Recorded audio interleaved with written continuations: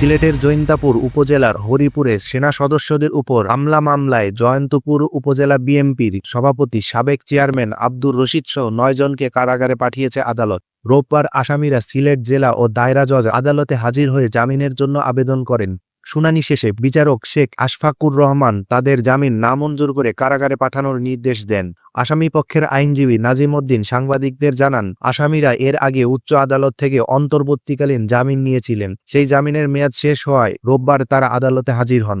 আদালত তাদের জামিন নামঞ্জুর করে জেলহাজতে পাঠান। প্রসঙ্গত, গত ২৭শে মার্চ রাত ১২টার দিকে জৈন্তাপুর উপজেলার হরিপুর বাজার এলাকায় সেনাবাহিনীর একটি টহল দল ভারতীয় চোরাই মহিষ জব্দ করে। এসব চোরাই মহিষ ক্যাম্পে নিয়ে আসার পথে একদল লোক সেনা সদস্যদের উপর হামলা করে তাদের বহনকারী গাড়ি ভাঙচুর করে। এতে কয়েকজন সেনা সদস্য আহত হন। ঘটনার পরদিন জৈন্তাপুর মডেল থানায় ৭০ জনের নাম উল্লেখ করে এবং অজ্ঞাতনামা আরও ১৫০ জনকে আসামি করে মামলা দায়ের করা হয়।